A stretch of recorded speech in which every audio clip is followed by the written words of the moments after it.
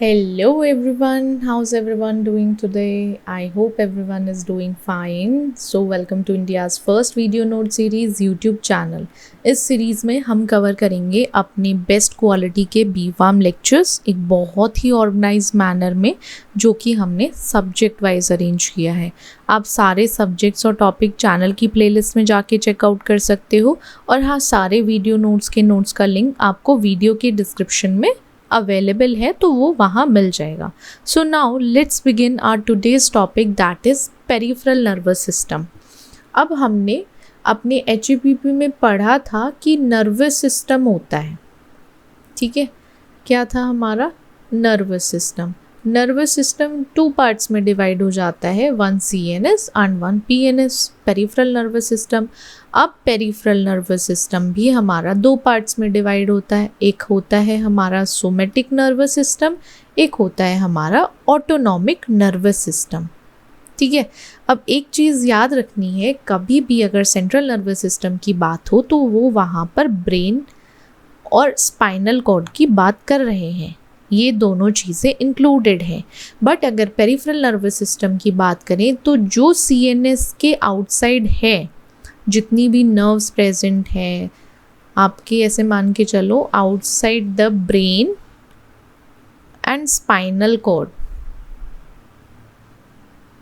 ठीक है। Spinal cord के और ब्रेन के बाहर जितना भी पोर्शन आता है वो सारा हमारा पेरिफेरल नर्वस सिस्टम में कवर होता है। अब फॉर एग्जांपल आप देखिए, इधर पेरिफेरल नर्वस सिस्टम है तो उसमें हमारा क्या क्या आ जाएगा? Cervical, brachial plexus, musculocutaneous, radial, full body other than brain and spinal cord, सब कुछ कवर हो जाता है, राइट। तो चलो 1 बाय 1 इसको हम कवर करेंगे, पूरा सिलेबस के हिसाब से एक एक पॉइंट कवर करेंगे। और अगर जिसको नहीं पता, अब हम क्या करने वाले हैं, कहाँ जाने वाले हैं? Now we are moving to notes part. Notes part पे कुछ ना छूटे, कुछ रह ना जाए हमारी साइड से, इसलिए हम नोट्स पे चलते हैं। अब हमने देख लिया पेरिफेरल नर्वस सिस्टम, जो नर्व्स आपके ब्रेन और स्पाइनल कॉर्ड के बाहर होती हैं, ठीक है, वो हमारी पेरिफेरल नर्वस सिस्टम में आती है। पेरिफेरल नर्वस सिस्टम 2 पार्ट्स में है, somatic nervous system, autonomic nervous system. Somatic nervous system हमारी जितनी भी वॉलेंट्री मूवमेंट्स है उनको कंट्रोल करेगा, ऑटोनॉमिक हमारी सारी इनवॉलेंट्री बॉडी फंक्शंस को कंट्रोल करता है, जैसे कि हार्ट रेट, डाइजेशन, रेस्पिरेशन। तो ये सारा कहाँ आ जाएगा? आपका ऑटोनॉमिक नर्वस सिस्टम में।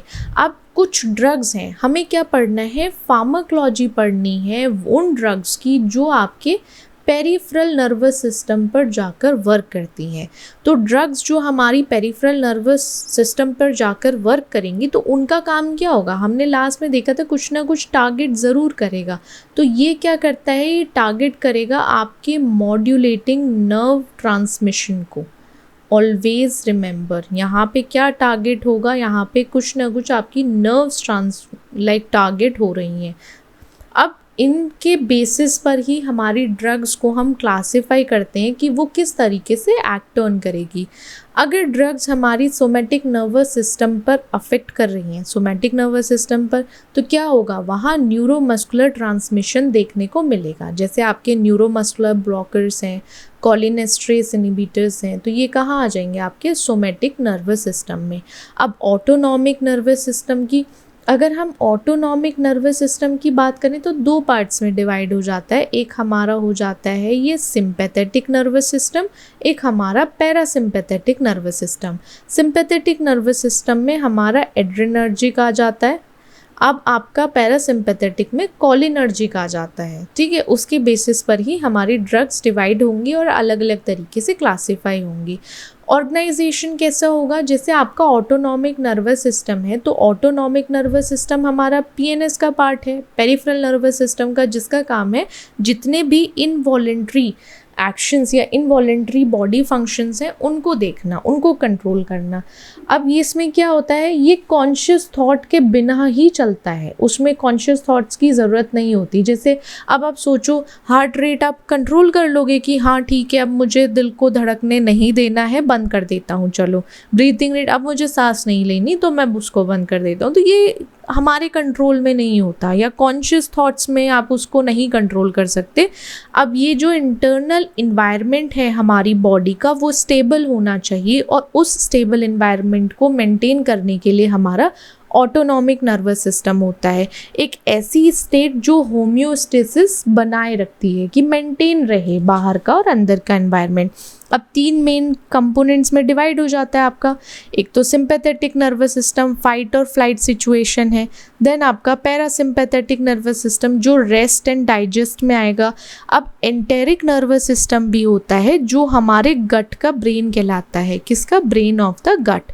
अब सिंपैथेटिक नर्वस सिस्टम है, या आप इसको SNS फाइट और फ्लाइट वाली सिचुएशन का मान के चलो, तो जो हमारा थोरैकोलुमनर रीजन है, थोरैकोलुमनर रीजन है T1 L2 तक स्पाइनल कॉर्ड का, वो हमारा सिंपैथेटिक नर्वस सिस्टम में आएगा। इसका काम है बॉडी को प्रिपेयर करना किसी भी स्ट्रेसफुल सिचुएशन के लिए, या कोई भी इमरजेंसी सिचुएशन है। अब फाइट फ्लाइट वाली सिचुएशन तो इमरजेंसी में ही होगी कि चलो इसको मार के भागना है, तो वहाँ पे जाके हमारा ये फंक्शन इस तरीके से करेगा सिंपैथेटिक नर्वस सिस्टम, जैसे हार्ट रेट बढ़ा देगा, ब्लड प्रेशर बढ़ा देगा आपका, एक डाइजेशन की जो प्रोसेस है उसको फास्ट कर देगा, ज़्यादा ऑक्सीजन के लिए ब्रोंकियल डायलेट्स होंगे, क्योंकि भागोगे ना भाई कि चलो ठीक है आपके पास, आप अकेले हो, 4 लोग आपको मारने आ रहे हैं, तो क्या करोगे, भागोगे, ठीक है। तो वो फाइट फ्लाइट वाली सिचुएशन हो गई। पैरासिम्पैथेटिक में क्रेनियोसैक्रल रीजन आता है आपका, ब्रेन स्टेम और सैक्रल स्पाइनल कॉर्ड। तो यहाँ पे क्या होगा, रिलैक्सेशन, कंजर्व एनर्जी, मतलब रिलैक्स करो और अपनी एनर्जी को सेव करके रखो। हार्ट रेट स्लो हो जाएगी, डाइजेशन धीरे धीरे होगा, प्यूपिल कॉन्स्ट्रिक्ट कर जाती हैं, यूरिनेशन और डेफिकेशन को बढ़ा देता है, साथ ही साथ सेक्सुअल अरोजल को एनकरेज भी करता है पैरासिम्पैथेटिक नर्वस सिस्टम। अब एंटेरिक नर्वस सिस्टम है आपका, जिसको हम ब्रेन ऑफ द गट बोलते हैं। तो कहाँ होगा, ये हमारे GIT ट्रैक में ही होगा, उसकी लाइनिंग में एम्बेडेड रहता है। इसका फंक्शन है जितने भी GI फंक्शंस हैं उनको कंट्रोल करना। बट कभी कभी क्या होता है, आपके जितने GI फंक्शंस होते हैं वो सिंपैथेटिक और पैरासिम्पैथेटिक के थ्रू कंट्रोल भी किए जा सकते हैं, उनसे थोड़ा सा उनमें इन्फ्लुएंस आ जाता है, चेंजेस आ सकते हैं, राइट। अब ये हमारा है एक चार्ट है, टेबल है, टेबल के हिसाब से सिंपैथेटिक और पैरासिम्पैथेटिक है, तो की डिफरेंसेस क्या क्या आ जाएंगे, उनकी फंक्शन में डिफरेंस है, जैसे फाइट और फ्लाइट वाला, रेस्ट एंड डाइजेस्ट, ओरिजिन क्या है, गैंग्लिया लोकेशन किस पर्टिकुलर जगह लोकेट किया है, न्यूरोट्रांसमीटर क्या है यहाँ पे, जैसे नॉरएपिनेफ्रिन है या एसिटाइलकोलिन है, हार्ट रेट इंक्रीज हो जाएगा यहाँ पे, यहाँ कम हो जाएगा, डाइजेशन इनहिबिट करता है, यहाँ पे स्टिमुलेट करता है। तो ये सारा हमारा पैरासिम्पैथेटिक और सिंपैथेटिक का डिफरेंस बताता है। अब जैसे फंक्शन है, दोनों के फंक्शन में डिफरेंस आएगा। फाइट फ्लाइट वाला सिचुएशन है तो ये सारे फिजियोलॉजिकल इफेक्ट्स देखने को मिलेंगे, हार्ट रेट बढ़ेगा, कॉन्ट्रैक्शन होगा, ब्लड वेसल्स वैसो कॉन्स्ट्रिक्ट करेंगी। तो डिफरेंट ये फंक्शंस हैं जो हम ऑलरेडी समझ चुके हैं, पढ़ चुके हैं। पैरासिम्पैथेटिक में हार्ट का क्या होगा, वहाँ हार्ट रेट कम हो जाएगी, राइट। तो ये हमारा पैरासिम्पैथेटिक और सिंपैथेटिक के फंक्शंस हैं। नेक्स्ट है आपका न्यूरोह्यूमरल ट्रांसमिशन। न्यूरोह्यूमरल ट्रांसमिशन एक ऐसा प्रोसेस होता है जहाँ पे नर्व इम्पल्स की वजह से कुछ केमिकल रिलीज होते हैं। कैसे, आपकी कुछ नर्व इम्पल्स इंक्लूडेड हैं यहाँ। न्यूरोह्यूमरल ट्रांसमिशन में एक ऐसा प्रोसेस है जहाँ पे नर्व इम्पल्स से कुछ केमिकल सब्सटेंस रिलीज़ होते हैं। वो केमिकल सब्सटेंस आपके न्यूरोट्रांसमीटर होते हैं। अब न्यूरोट्रांसमीटर से रिलीज़ होने के बाद वो अपने टारगेट सेल पर पहुंचेंगे। जो भी टारगेट सेल आपके न्यूरॉन्स हो सकते हैं, मसल्स, ग्लैंड, और जब वहाँ पहुँचने के बाद एक स्पेसिफिक रिस्पॉन्स जनरेट करेंगे। जितना भी वहाँ पे कोई भी फिजियोलॉजिकल रिस्पॉन्स है उनको देना है। अब न्यूरोह्यूमरल ट्रांसमिशन का ये जो इमेज है, इसके थ्रू आप अंडरस्टैंड कर समझ सकते हो कि एक साइनेप्स है आपका, वो दूसरे साइनेप्स से न्यूरोह्यूमरल ट्रांसमिशन में क्या होता है, एक ऐसा प्रोसेस जहाँ पे हमारे जो नर्व इम्पल्स हैं, नर्व इम्पल्स की वजह से ही कुछ केमिकल सब्सटेंस का रिलीज होगा। वो केमिकल सब्सटेंस आपके न्यूरोट्रांसमीटर हो सकते हैं। अब वो न्यूरोट्रांसमीटर जाके टारगेट सेल पर एक्ट करेंगे, क्योंकि कहीं ना कहीं तो उनको पहुंचना है, तो वो टारगेट सेल पर जाएंगे। टारगेट सेल आपका न्यूरॉन हो सकता है, मसल, ग्लैंड्स, कुछ भी हो सकता है। वो वहाँ पहुँचेगा अपने टारगेट सेल पर और वहाँ से एक फिजियोलॉजिकल रिस्पॉन्स जनरेट करने का काम करेगा, राइट। ये यहाँ से ये होता है हमारा पूरा न्यूरोह्यूमरल ट्रांसमिशन। अब इसमें क्या होगा, सबसे पहले तो आपका कुछ इलेक्ट्रिकल सिग्नल है वो एक्सॉन के थ्रू ट्रैवल करेगा, कहाँ, न्यूरॉन के पास तक। वहाँ पे एक्सॉन टर्मिनल पर पहुँचने के बाद वहाँ कैल्शियम इन्फ्लक्स होगा। द एक्शन पोटेंशियल जो है वो क्या करेगा, जो भी वोल्टेज गेटेड आयन चैनल्स हैं या वोल्टेज गेटेड आपका कैल्शियम चैनल है उसको ओपन कर देगा, जिससे कि कैल्शियम का इन्फ्लक्स होना शुरू हो जाएगा। देन वेसिकल कैल्शियम ट्रिगर करेगा कि फ्यूजन हो सिनेप्टिक वेसिकल्स का, जिसमें हमारे न्यूरोट्रांसमीटर हैं, किसके साथ, विद प्री सिनेप्टिक मेम्ब्रेन। अब जितने न्यूरोट्रांसमीटर हैं वो वहाँ से रिलीज़ होंगे आपके यहाँ सिनेप्टिक लेफ्ट में न्यूरोट्रांसमीटर रिलीज़ हुए। फिर रिसेप्टर, हमारा जो रिसेप्टर बाइंडिंग है, जाके हमारे जो न्यूरोट्रांसमीटर है वो पर्टिकुलर स्पेसिफिक रिसेप्टर से बाइंड करेंगे अपने पोस्ट सिनेप्टिक मेम्ब्रेन पे। वहाँ से उनका एक रिस्पॉन्स जनरेट होगा, क्योंकि रिसेप्टर का काम है कि कुछ ना कुछ एक्टिवेट करना। अब जब रिसेप्टर से एक्टिवेट करेगा तो वहाँ पे जो आयन चैनल ओपनिंग या सेकेंडरी मैसेंजर एक्टिवेशन होगा, उस एक्टिवेशन की वजह से वहाँ पे एक्साइटेटरी या इनिबिटरी रिस्पॉन्स जनरेट होगा। अब न्यूरोट्रांसमीटर्स का एक्शन जब स्टॉप होगा, वो होना टर्मिनेशन भी होगा। ऐसा तो है नहीं कि प्रोसेस चलता ही रहेगा, एक जगह उसको रोकना भी पड़ेगा। टर्मिनेट होगा तो रीअपटेक होगा वो प्री सिनेप्टिक न्यूरॉन में, फिर एंजाइमेटिक्स का डिग्रेडेशन होगा और डिफ्यूजन हो जाएगा सिनेप्टिक क्लेफ्ट से थोड़ा सा दूर जाकर। अब साइट क्या है, ये कहाँ हो सकता है, या तो न्यूरॉन्स हो, ठीक है, दो न्यूरॉन्स हैं उनके बीच में हो सकता है। अब दूसरी चीज़ है, दूसरी जगह कहाँ हो सकता है, न्यूरॉन हो सकता है, न्यूरॉन्स या तो मसल्स के बीच में हो, न्यूरॉन मसल के, या न्यूरॉन मसल्स ग्लैंड्स के बीच में हो। इन दोनों में से ये साइट हो सकती है आपकी न्यूरोह्यूमरल ट्रांसमिशन की। अब को ट्रांसमिशन है, को ट्रांसमिशन में क्या होता है, साइमल्टेनियसली एक या एक से ज़्यादा न्यूरोट्रांसमीटर रिलीज़ होते हैं, ठीक है, एक साथ दो या दो से ज़्यादा न्यूरोट्रांसमीटर एक सिंगल न्यूरॉन से रिलीज़ होते हैं आपके सेम सिनेप्टिक वेसिकल से या नियर बाय वेसिकल से, और सेम वही काम करते हैं। तो ये आपका को ट्रांसमिशन में आ जाएगा, ठीक है। अब ये हमारा प्री सिनेप्टिक नर्व टर्मिनल है, यहीं से आपका न्यूरोट्रांसमीटर 1 रिलीज़ हो रहा है, न्यूरोट्रांसमीटर 2 रिलीज़ हो रहा है तो दो ना। अब न्यूरोट्रांसमीटर आपके क्लासिकल भी हो सकते हैं। क्लासिकल में आपका एसिटाइल कोलिन आ जाता है, पेप्टाइड में जैसे सब्सटेंस पी है, एमाइंस में डोपामीन है। तो इस तरीके से जितने भी आपके को ट्रांसमीटर हैं वो डिफरेंट रिसेप्टर पे एक्ट कर सकते हैं। साथ ही साथ वो एक जो इफ़ेक्ट प्रोड्यूस करेंगे वो इफ़ेक्ट शॉर्ट भी हो सकता है, लॉन्ग टर्म भी जा सकता है, डिपेंड करता है। और फिर उसके बाद जो मेन ट्रांसमीटर है उनका एक्शन मॉडिफाई भी कर सकते हैं आपके को transmitters. For example nor adrenaline, ATP, neuropeptide Y, तो ये किससे रिलीज़ होंगे, ये आपके सिंपैथेटिक नर्व्स के थ्रू रिलीज़ होते हैं। एसिटाइल कोलिन है आपका वेसो एक्टिव इंटेस्टिनल पेप्टाइड है, वो पैरासिम्पैथेटिक नर्व से रिलीज़ होता है। डोपामीन सब्सटेंस भी है, कुछ पर्टिकुलर रीजन्स होते हैं ब्रेन में, वो वहाँ से एज अ रिलीज़ होते हैं। क्लासिफाई करें न्यूरोट्रांसमीटर को तो हमारे 3 पार्ट्स में जाएगा। एक तो वो न्यूरोट्रांसमीटर जो एक्साइटेटरी रहते हैं, एक इनिबिटरी न्यूरोट्रांसमीटर है, और एक दोनों एक्साइटेटरी भी है, इनिबिटरी एक्शंस भी रखते हैं। एक्साइटेटरी इनिबिटर्स का या एक्साइटेटरी न्यूरोट्रांसमीटर्स का काम क्या होता है, डीपोलराइजेशन को प्रमोट करना, कहाँ पर, पोस्ट सिनेप्टिक मेम्ब्रेन में, जिससे कि क्या होगा, एक्शन पोटेंशियल लाइकली बढ़ जाता है। आपका ग्लूटामेट है, ग्लूटामेट हमारा मेन एक्साइटेटरी न्यूरोट्रांसमीटर है, कहाँ, सेंट्रल नर्वस सिस्टम में। एस्पार्टेट, ऐसे ही सारे एग्जाम्पल्स हैं हमारे एक्साइटेटरी न्यूरोट्रांसमीटर के। अब inhibitory neurotransmitters hyperpolarization cause करते हैं और मोस्ट लाइकली वो कहाँ होगा, आपका पोस्ट सिनेप्टिक न्यूरॉन्स में। जैसे आपके गाबा हैं, गामा अमाइनोब्यूटायरिक एसिड है, वो प्राइमरी इनहिबिटरी न्यूरोट्रांसमीटर होता है सीएनएस में। ग्लाइसिन, सेरोटोनिन, सेम एग्जाम्पल आपके इनहिबिटरी न्यूरोट्रांसमीटर के।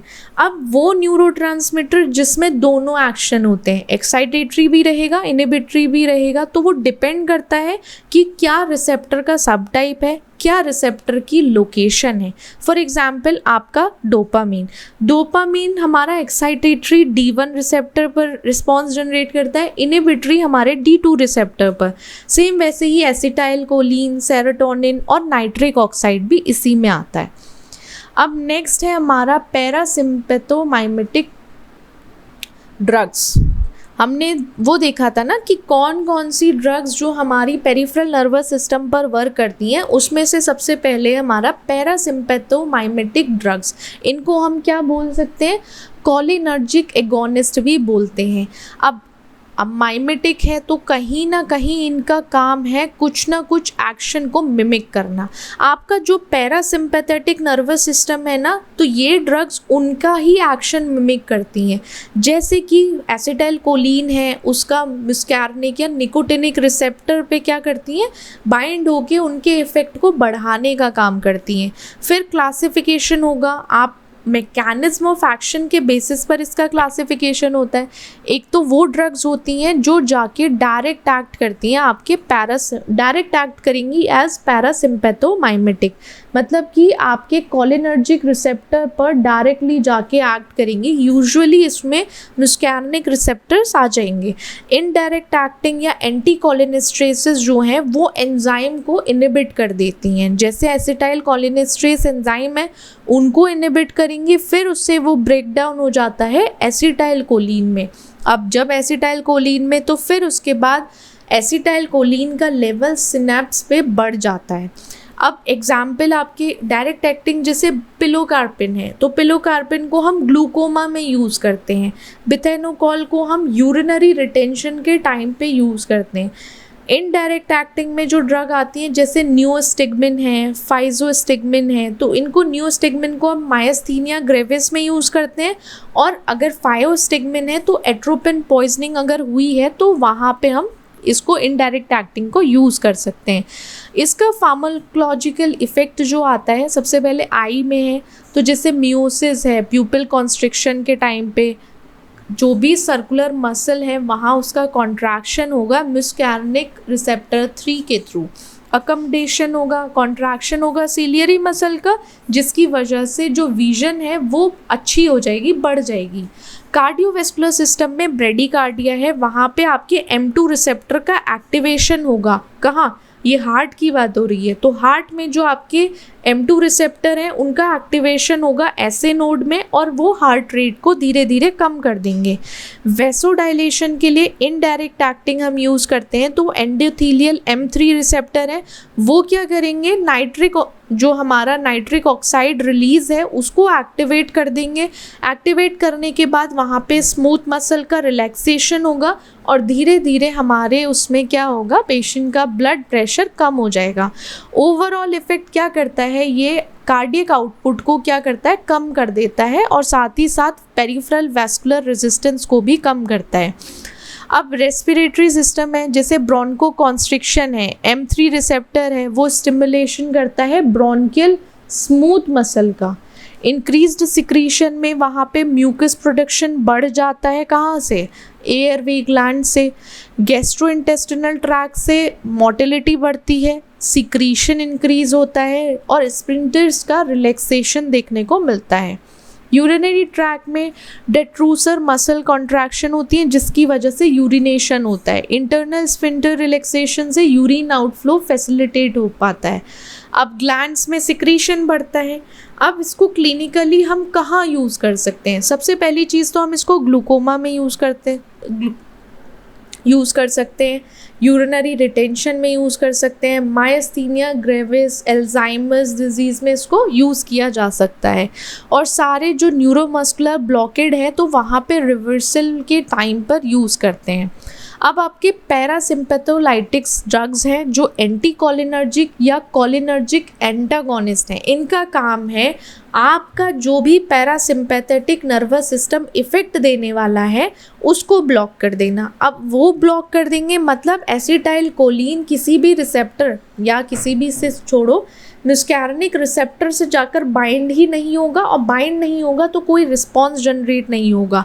फॉर एग्जांपल आपका एट्रोपिन है जो प्रोटोटाइप ड्रग रहता है, स्कोपोलामीन है जो मोशन सिकनेस के लिए हम यूज़ करते हैं, इप्राट्रोपियम ब्रोमाइड है जिसको हम एस्मा और COPD में यूज़ करते हैं। अब ऑक्सीब्यूटाइनिन को हम ओवर एक्टिव ब्लैडर को कंट्रोल करने में यूज़ करेंगे।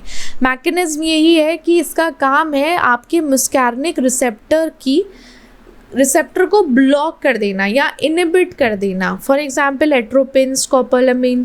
Pharmacological action different organ system में देखने को मिलेगा आपको। जैसे आई है, मिड्रियासिस है, वहाँ पे प्यूपल डायलेशन होगा। साइक्लोप्लीजिया है जहाँ पैरालिसिस ऑफ अकोमोडेशन, साथ ही साथ विजन जो है वो ब्लर्ड हो जाएगी। चांसेस हैं यहाँ पे एक्यूट एंगल क्लोजर ग्लूकोमा हो सकता है जो प्री डिस्पोज पेशेंट में। कार्डियोवेस्कुलर सिस्टम में टेकीकार्डिया है, वो ब्लॉक करता है M2 रिसेप्टर को ऐसे नोड पर। ब्लॉक करने के बाद वहाँ पे हार्ट रेट जो है वो बढ़ जाता है। फिर कार्डियोवेस्कुलर में इसका जो लिटिल डायरेक्ट इफेक्ट देखने को मिलता है वो हमारा ब्लड प्रेशर पर देखने को मिलेगा। सेम वही डिफरेंट ऑर्गन सिस्टम पे डिफरेंट वर्क करता है। इफेक्ट्स हार्ट रेट को बढ़ा देगा, ग्लैंड सिक्रीशन को कम कर देगा, क्योंकि इसका काम है जितना भी पैरासिम्पैथेटिक नर्वस सिस्टम का वर्क है उसको ब्लॉक कर देना। ठीक है, क्लिनिकल यूज़ में हम इसको ब्रेडिकार्डिया के टाइम पे, प्री एनेस्थेटिक जिससे कि सिक्रीशन कम हो जाए, motion sickness, asthma, COPD, over active bladder, mydriasis induction, eye examination के टाइम पे। फिर आपके आते हैं सिम्पैथोमाइमेटिक ड्रग्स, मतलब एड्रेनर्जिक एगोनिस्ट। अब इन ड्रग्स का सिम्पैथोमाइमेटिक और पैरासिम्पैथोमाइमेटिक में क्या डिफरेंस है, इसका थोड़ा सा अंदाज़ा आपको लग ही गया होगा कि एगोनिस्ट है मतलब ये बोल रहा है मिमिक करना है, एक्शन को अच्छे से करना है। अब ये सिंपैथेटिक नर्वस सिस्टम का जो भी इफेक्ट आएगा ये ड्रग सेम एक्शन को, सेम इफेक्ट को मिमिक करेंगी। पैरासिम्पैथोमाइमेटिक्स में वो पैरासिम्पैथेटिक नर्वस सिस्टम का एक्शन मिमिक कर रही थी, इफेक्ट मिमिक कर रही थी। कैसे? एड्रेनर्जिक रिसेप्टर अल्फा बीटा को एक्टिवेट करके। यहाँ सिम्पैथो, सिर्फ इतना सा डिफरेंस है, यहाँ सिंपैथेटिक नर्वस सिस्टम है, वहाँ पैरासिम्पैथेटिक नर्वस सिस्टम था, राइट। अब जैसे डायरेक्ट एक्टिंग है, इनडायरेक्ट एक्टिंग है, ये एड्रेनर्जिक रिसेप्टर पर डायरेक्टली वर्क करेंगी, जैसे एपिनेफ्रिन, डोब्यूटामीन है। इनडायरेक्ट एक्टिंग पे ये नॉर एपिनेफ्रिन का अपटेक, जो रीअपटेक है उसको, रिलीज को बढ़ा देंगी या फिर उसका रीअपटेक होने ही नहीं देंगी। फॉर एग्जाम्पल एम्फेटामीन और कोकीन आ जाता है इसमें। मिक्स्ड एक्टिंग है आपके एग्जाम्पल में, जैसे direct acting, indirect acting, mixed acting, different तरीके से इसको क्लासिफाई किया गया है। एपिनेफ्रिन आपके दोनों रिसेप्टर्स पर वर्क करेगी, अल्फा पर भी, बीटा पर भी। फिनाइलेफ्रिन हमारा सेलेक्टिव अल्फा 1 एगोनिस्ट है, वो सिर्फ वहीं उसकी पर्टिकुलर साइट पर जाकर एक्शन करती है। फिर आपके फार्माकोलॉजिकल इफेक्ट्स हैं, आई में देखने को मिलेगा, कार्डियोवेस्कुलर सिस्टम में, रेस्पिरेटरी सिस्टम में। तो ये सारे ऑर्गन सिस्टम है जहाँ पे ये हमारे सिम्पैथोमाइमेटिक इफेक्ट देखने को मिलता है। क्लिनिकल यूज़ में आप इसको एनाफाइलेक्टिक शॉक में, एपिनेफ्रिन में यूज़ कर सकते हो या फिर कार्डियक अरेस्ट में। नेक्स्ट है हमारा सिम्पैथोलाइटिक ड्रग्स। अब सिम्पैथोलाइटिक ड्रग्स हमारी एड्रेनर्जिक एंटागोनिस्ट होती हैं, मतलब कि एंटागोनिस्ट आ गया, ब्लॉक करेगा कुछ ना कुछ। अभी सिम्पैथो है, मतलब सिंपैथेटिक नर्वस सिस्टम के इफेक्ट को ब्लॉक करेगा। कैसे? एड्रेनर्जिक रिसेप्टर को इनिबिट करके। वहाँ पैरासिम्पैथेटिक नर्वस सिस्टम को ब्लॉक कर रहा था, एसिटाइल कोलिन को म्यूस्कैर्निक रिसेप्टर से ना बाइंड होके या उनका इनिबिट करके। ठीक है, तो इसमें अल्फा बीटा ब्लॉकर्स आते हैं, alpha beta, selective alpha 1 blocker, selective beta 1 blocker, non selective, different types के इसमें क्लासिफाई करते हैं उनके मैकेनिज्म के बेसिस पर। सेम वही फार्माकोलॉजिकल इफेक्ट आई पे देखने को मिलेगा, देन आपका कार्डियोवेस्कुलर सिस्टम पर देखने को मिलेगा, रेस्पिरेटरी सिस्टम, बहुत सारे ऑर्गन सिस्टम पे इसका इफेक्ट देखने को मिलेगा। क्लिनिकल यूजेस भी यही हैं। अब न्यूरोमस्कुलर ब्लॉकिंग एजेंट्स आते हैं। तो न्यूरोमस्कुलर ब्लॉकिंग एजेंट्स में ये होता है कुछ ऐसी ड्रग्स जो इंटरफेयर करती हैं नर्व इम्पल्स के ट्रांसमिशन में। जैसे आपका कोई भी न्यूरोमस्कुलर जंक्शन है, उस जंक्शन पर क्या करेंगी, वो इंटरफेयर करेंगी कि यहाँ से कोई भी नर्व इम्पल्स ट्रांसमिट ना हो पाए। ठीक है, वो एजेंट्स होते हैं जिनको हम कहते हैं न्यूरोमस्कुलर ब्लॉकिंग एजेंट्स। अब इसकी वजह से स्केलेटल मसल का पैरालिसिस भी हो सकता है। पैरालिसिस कैसे होगा? वहाँ पे एसिटाइल कोलिन का एक्शन को ब्लॉक कर दिया गया है और न्यूरोट्रांसमीटर क्या करेगा, नर्व इम्पल्स को मसल्स तक पहुँचाता था तो वो पहुँचेगा ही नहीं। अब क्या होगा, यहाँ पे कोई कॉन्शियसनेस और पेन परसेप्शन नहीं अफेक्ट होता। ठीक है, ये जो हमारे न्यूरोमस्कुलर ब्लॉकिंग एजेंट्स हैं कोई कॉन्शियसनेस पे नहीं अफेक्ट करेंगे, आपके पेन परसेप्शन पर नहीं अफेक्ट कर देंगे, जिसकी वजह से जनरल एनेस्थीसिया, सिडेशन की ज़रूरत रहती है जब भी न्यूरोमस्कुलर ब्लॉकिंग एजेंट को यूज़ किया जाएगा। अब न्यूरोमस्कुलर जंक्शन क्या होता है, एक साइनेप्स है। ठीक है, साइनेप्स कह लो, सिनेप्स कह लो। तो ये सिनेप्स है आपकी मोटर न्यूरॉन्स के बीच में, किसके बीच में, मोटर न्यूरॉन्स के बीच में, और कोई भी आपका स्केलेटल मसल फाइबर है उसके बीच का, उसको हम न्यूरोमस्कुलर जंक्शन कहते हैं। यहाँ पे हमारा नर्व सिग्नल जो है वो मसल्स तक ट्रांसमिट होता है और मसल में जैसे ही ट्रांसमिट होगा वहाँ पे वो कॉन्ट्रैक्शन कॉज करेगा। स्टेप में सबसे पहले नर्व इम्पल्स हमारे मोटर न्यूरॉन के एंड तक पहुँचेगा, एसिटाइल कोलिन रिलीज़ होगा सिनेप्टिक क्लेफ्ट में। एसिटाइल कोलिन हमारे निकोटिनिक रिसेप्टर से बाइंड करेगा, किस पे, मसल मेम्ब्रेन पर।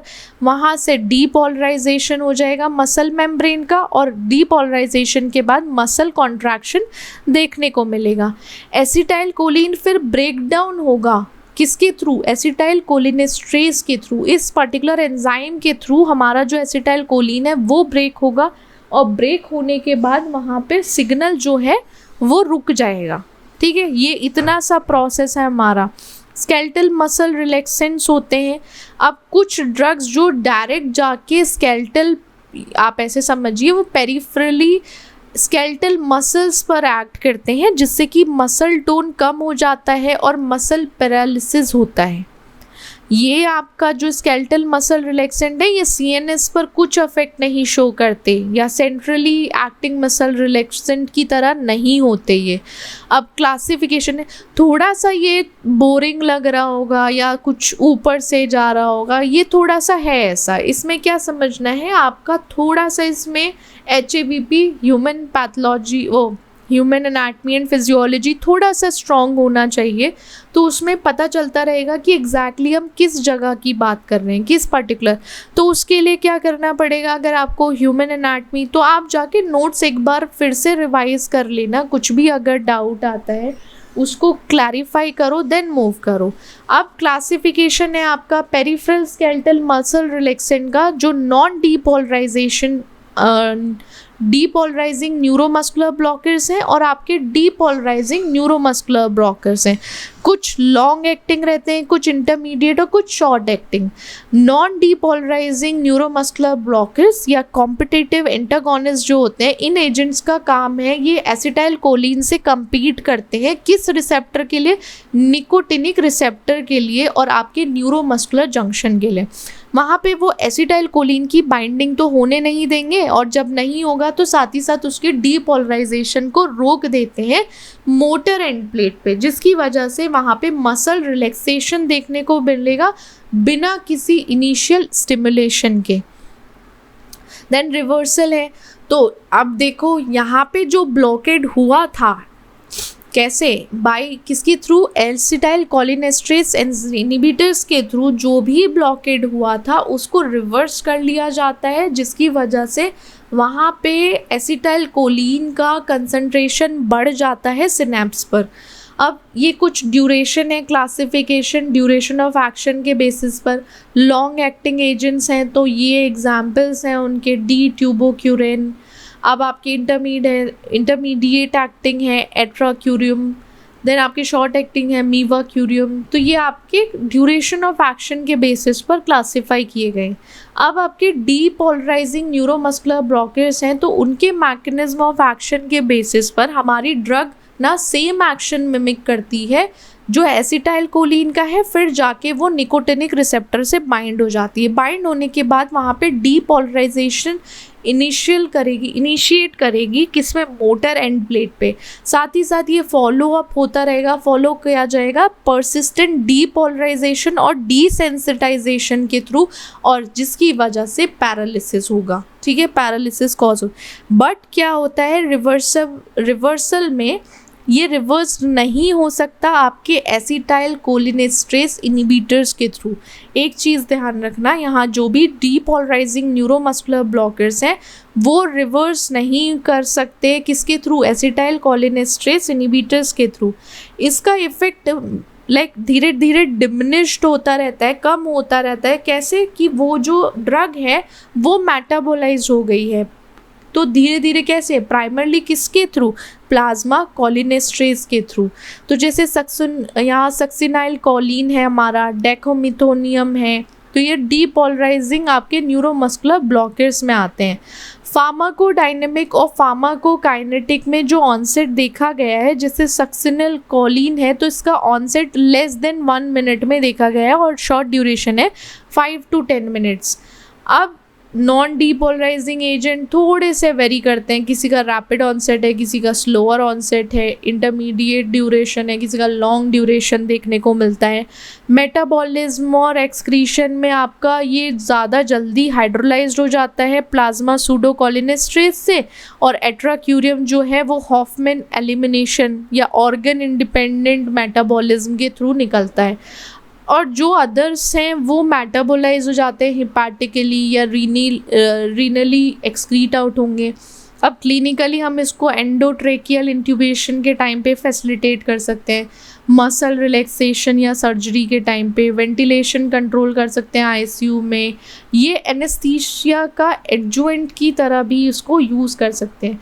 एडवर्स इफेक्ट में जो नॉन डीपोलराइजिंग है वो हिस्टामिन रिलीज़ करते हैं, तो उसकी वजह से हाइपोटेंशन और ब्रोंकोस्पैज्म हो सकता है। ज़्यादा लंबे समय के लिए पैरालिसिस भी कॉज कर सकता है। डीपोलराइजिंग या सक्सिनाइल कोलिन जो है वो हाइपरकैलीमिया, बर्न या ट्रॉमा में डेंजरस रहता है। मैलिग्नेंट हाइपरथर्मिया, ब्रेडिकार्डिया, आपका इंट्राओक्यूलर या इंट्रागैस्ट्रिक प्रेशर को इंक्रीज़ कर देना, आपका फेसिकुलेशंस हैं। ठीक है, तो ये आपकी मसल ट्विचिंग को इनिशियली देख सकता है, ये एडवर्स इफेक्ट में देखने को मिल सकता है। नेक्स्ट हमारा टॉपिक है लोकल एनेस्थेटिक एजेंट्स। अब लोकल एनेस्थेटिक एजेंट्स वो ड्रग्स होती हैं जिनका काम है नर्व कंडक्शन को ब्लॉक करना। जब भी कभी किसी नर्व टिश्यू पे लोकली, आप ऐसे समझिए कोई ट्यूब है, कोई ऑइंटमेंट है या क्रीम है, उसको अगर आप किसी भी नर्व टिश्यू या लोकली लगाते हो तो क्या होगा, थोड़ी देर बाद ना वहाँ पे नर्व कंडक्शन ब्लॉक हो जाता है, वहाँ पे फील नहीं होता। तो यहाँ पे ये रिवर्सिबल है, ऐसा नहीं है कि बिल्कुल ही उन नर्व टिश्यूज़ में आपका नर्व कंडक्शन ब्लॉक हो गया है परमानेंटली, नहीं, वो रिवर्सिबल हो जाता है। जितने टाइम के बाद वो उसका ड्यूरेशन या ऑनसेट ख़त्म होता है, एक्शन ख़त्म होता है ड्रग का, तो क्या होता है वो वापस बैक उसी उसमें आता है। इससे क्या होगा कि परसेप्शन पेन, जो पेन दर्द महसूस हो रहा है वो क्या होगा, वो फील होना बंद हो जाएगा, ठीक है, उसका सेंसेशन फील होना बंद हो जाएगा। बट क्या होता है, लोकल एनेस्थेटिक में कॉन्शियसनेस नहीं जाती, होश रहता है, चीज़ें पता चलती हैं। अब एक लोकल एनेस्थेटिक का एग्जांपल देते हैं। अगर आपने कभी भी कोई एज सच थोड़ा सा भी देखा हो सर्जरी एंड ऑल, तो वहाँ पे क्या होता है, वो कुछ लोकल एनेस्थेटिक, डेंटल में ही चले जाओ तो वो क्या करते हैं, लोकल एनेस्थेटिक आपको देंगे थोड़ा सा, और फिर उसके बाद सेंसेशन लॉस होता है, थोड़ा सा नर्व कंडक्शन ब्लॉक होगा, तो वहाँ पे कुछ फील ही नहीं होगा। लेकिन आप अनकॉन्शियस स्टेट में नहीं पहुँचोगे, आप तब भी कॉन्शियस स्टेट में ही रहोगे। अब मैकेनिज्म ऑफ एक्शन में जो लोकल एनेस्थेटिक हैं वो कैसे वर्क करते हैं, वो वोल्टेज गेटेड सोडियम चैनल को ब्लॉक कर देते हैं न्यूरोनल मेम्ब्रेन में, ठीक है। वो क्या करेंगे, सोडियम चैनल को ब्लॉक कर देंगे, जिसकी वजह से डीपोलराइजेशन नहीं होगा, डीपोलराइजेशन भी नहीं होगा, और एक्शन पोटेंशियल जो नर्व फाइबर में ट्रांसमिट होने वाला था वो भी नहीं होगा। सेंसरी फाइबर्स हैं तो स्पेशली जैसे स्मॉल या अनमाइलिनेटेड सी फाइबर्स रहते हैं, वो ज़्यादा सेंसिटिव रहते हैं मोटर फाइबर्स में। अब सीक्वेंस जो है वहाँ पे ऐसा होता है, जैसे पेन है, देन आपका टेम्परेचर, टच, डीप प्रेशर, तो ये क्या होगा, लॉस ऑफ सेंसेशन हो जाता है, पेन तो होना बंद हो जाएगा, टेम्परेचर फील, टच भी फील नहीं होगा, प्रेशर भी नहीं फील होगा, धीरे धीरे धीरे लॉस ऑफ सेंसेशन होने लगती हैं जब भी लोकल एनेस्थीसिया या एनेस्थेटिक एजेंट्स एडमिनिस्टर किए जाते हैं। अब क्लासिफिकेशन कुछ केमिकल स्ट्रक्चर के बेसिस पर है और कुछ ड्यूरेशन ऑफ एक्शन के। अब एस्टर्स हैं, उसमें प्रोकेन, टेट्राकेन, कोकेन आ जाता है, तो ये किसका मेटाबॉलिज्म का होगा, प्लाज्मा में कोलिनेस्ट्रेज के थ्रू। एमाइड्स हैं, लीडोकेन, ब्यूपावाकेन, रोपिवाकेन, तो लिवर में होगा CYP एंजाइम के through. Duration of action short acting है, जैसे प्रोकेन है आपका, medium duration lidocaine, mepivacaine, long acting में ब्यूपिवाकेन एंड रोपिवाकेन। ये सारे जितने यहाँ केन आ रहे हैं तो आप समझ जाना ये लोकल एनेस्थेटिक की बात कर रहे हैं। फार्माकोकाइनेटिक में एब्जॉर्प्शन जो होता है वो थोड़ा सा डिपेंड करता है वैस्कुलैरिटी पे और कॉन्स्ट्रिक्शन पर, जैसे आपका एपिनेफ्रिन हमने यूज़ किया था। अब इसका डिस्ट्रीब्यूशन प्रोटीन बाउंड रहता है, स्पेशली जो एमाइड टाइप्स रहेंगे वो। मेटाबॉलिज्म जैसे एस्टर्स हैं तो वहाँ पे रैपिड हाइड्रोलिसिस होगा प्लाज्मा में। क्लिनिकली इसको इनफिल्ट्रेशन एनेस्थीसिया माइनर सर्जरी में यूज़ कर सकते हैं, नर्व ब्लॉक एनेस्थीसिया की तरह यूज़ कर सकते हैं। रूट ऑफ एडमिनिस्ट्रेशन डायरेक्टली इसको अप्लाई किया जा सकता है स्किन या म्यूकस मेम्ब्रेन पे। इनफिल्ट्रेशन में इसको इंजेक्ट किया जा सकता है टिश्यूज़ में। नर्व ब्लॉक किया जाएगा किसी भी स्पेसिफिक नर्व पर।